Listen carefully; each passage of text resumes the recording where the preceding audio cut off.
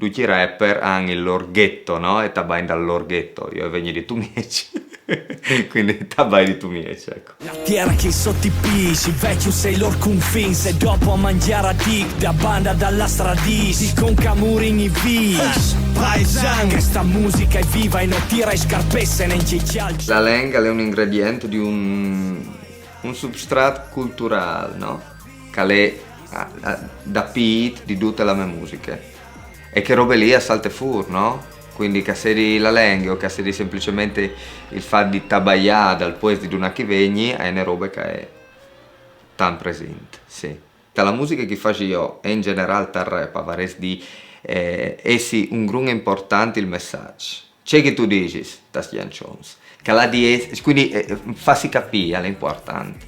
Io sono dall'idea che il furlan la di essi un elemento distintivo dalla musica, non un elemento di isolamento. A ricoventare gli artisti per esprimersi meglio, per esprimersi di più, ma non ha di essi un limite al loro messaggio. Io cerco la mia musica di essi particolare, di essi io. È impossibile inventare, che dici, no? È già stato inventato tutto, e quello è vero. Però gli ingredienti che sono già stati inventati, come che tu facessi il misclicciotto dagli ingredienti, che robe lì hai la tua musica, la tua arca, salte fuori, il risultato finale ha di essi particolare. E quindi, dopo come ingrediente per me il furlan è stato un mood di folk, di speciale. Se non sono a tordi, bei soul come gli azzalpari, tu mi chiatti s'attor coi miei fradi.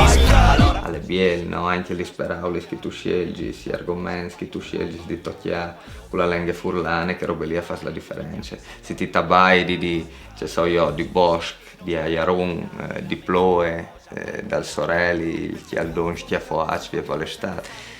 Sono questi robe schisse, leat al nostro ambiente funziona benissimo. Il furlan va benissimo per le emozioni che è proprio e per il discorso dalla natura, dopo la metafora naturale col furlan, che è la letà ambiente. Ma è una mia visione personale, per il resto voi si intude, non è una roba che ragioni. Tanti scrive la canzone e dice no, magari chi sta bene per furlana, chi va bene per inglese, no, chi viene di farlo per italiano, dipende. Quindi come volere su un canaiut che fa la trap per furlana. La trappa è tutte melodiche, non ci muore, io non posso, sono rimasto vecchio. Però insomma volere qualche dum sicuramente fa che roba lì. Lanciamo un appello, no?